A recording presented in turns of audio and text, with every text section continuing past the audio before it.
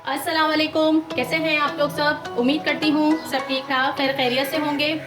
आज मैं बना रही हूँ मुहर्रम के हवाले से सफ़ेद चनों का पुलाव।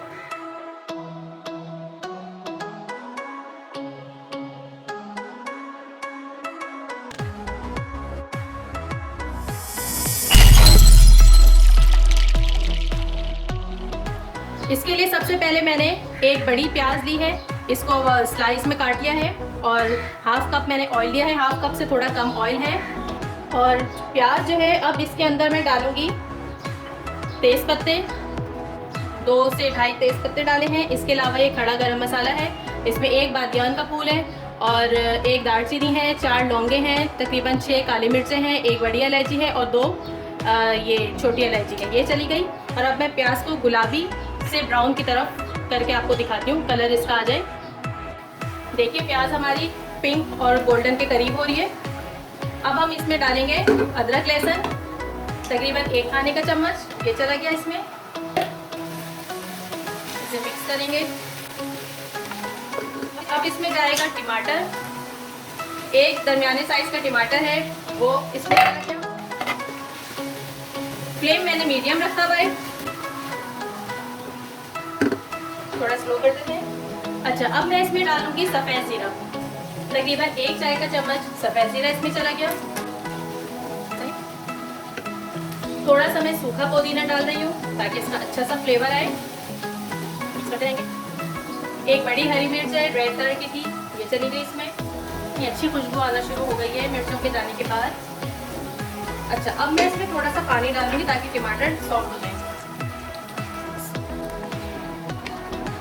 बस 2 मिनट के लिए मैं इसको ढकती हूँ, फिर दिखाती हूँ आपको। 2 मिनट हो गए हैं और हमारे टमाटर सॉफ्ट हो गए। अच्छा, अब इसमें जाएगा नमक। 1 टीस्पून में नमक शामिल कर रही हूँ क्योंकि मैंने चनों को बॉईल किया था तो मैंने उसमें भी नमक शामिल किया था। अच्छा, अब इसमें जाएगा 1 चाय का चम्मच कुटी लाल मिर्च, ये चली गई इसमें।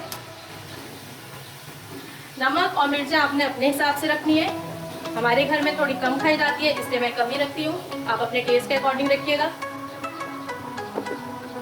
अब मैं इसमें चने शामिल कर रही हूँ।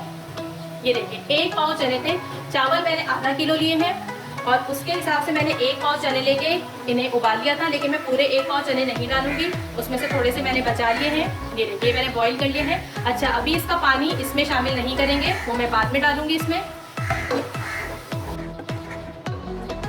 फ्लेम मीडियम कर रही हूँ। इस स्टेज पर आप चाहें तो चिकन पाउडर भी डाल सकते हैं, चिकन क्यूब भी शामिल कर सकते हैं, बहुत अच्छा फ्लेवर आएगा उससे। अब ये 1 कप तकरीबन पानी है चनों का, ये मैं इसमें शामिल कर रही हूँ। बस इससे ज़्यादा पानी नहीं डालना चनों का पानी, वरना हमारे चावल चिपक जाएंगे आपस में क्योंकि इसके पानी में लेस होता है। थोड़ा सा मैं और पानी शामिल कर रही हूँ इसमें, तकरीबन हाफ कप से थोड़ा ज़्यादा मैंने इसमें पानी शामिल किया है। और अब इसमें बॉईल आएगा तो फिर हम अपने चावल इसमें डालेंगे, इसको कवर कर देते हैं ताकि इसमें जल्दी से बॉईल आ जाए। अच्छा, पानी में बॉईल आ गया है, अब हम इसमें चावल डालेंगे अपने। बासमती राइस लिए हैं मैंने, आधा किलो चावल थे, तकरीबन 1 घंटा हो गया है इसे भीगे हुए। पानी हमें इसमें और शामिल करना है, जितने चावल हैं उससे 2 इंच ऊपर पानी होना चाहिए। चावलों को हमेशा आप इस तरह से चलाएं, ऐसे करके। अगर आप सालन की तरह इसको चलाएंगे तो आपके चावल टूट जाएंगे। अच्छा, इसमें मैं और पानी शामिल कर रही हूँ। अच्छा, अब मैं इस स्टेज पर इसमें ये आधा नींबू है ये निचोड़ूंगी, इससे चावल खिले खिले बनेंगे और जायका भी अच्छा आएगा। चलिए अब कवर करके इसको, जब इसमें बबल्स आने लगेंगे तब तक इसको पकाते हैं फुल आंच पर।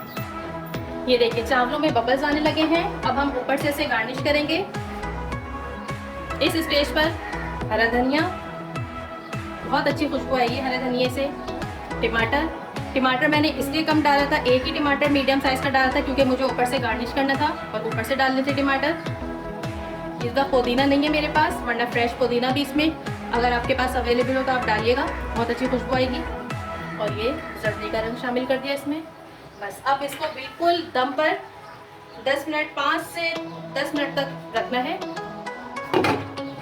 फिर ये रेडी हो जाएगा, फिर मैं आपको डिश आउट करके दिखाऊंगी। तकरीबन 7 से 8 मिनट हो गए हैं और ये देखिए हमारी बिरयानी बिल्कुल रेडी है। सॉरी, बिरयानी नहीं है, सफ़ेद चनों का पुलाव है। ये देखिए ज़बरदस्त से। अब मैं आपको डिश आउट करके दिखाती हूँ इन्हें। हमारा मज़ेदार सा सफ़ेद चनों का पुलाव बिल्कुल रेडी है। आप मेरी इस रेसिपी को ज़रूर ट्राई कीजिएगा और स्टेप बाय स्टेप जिस तरह मैंने आपको बताया है उसी तरीके से आप इसको बनाइएगा। इंशाल्लाह बहुत मज़े की बनेगी। ये मुहर्रम स्पेशल मैंने बनाई है। हमारे यहाँ 9 मुहर्रम को यही बनता है, लेकिन मैंने ये वीडियो पहले शूट कर ली थी इसलिए कि 9-10 मुहर्रम को रोज़ा होता है, इबादत का दिन है, तौबा इस्तग़फ़ार का दिन है।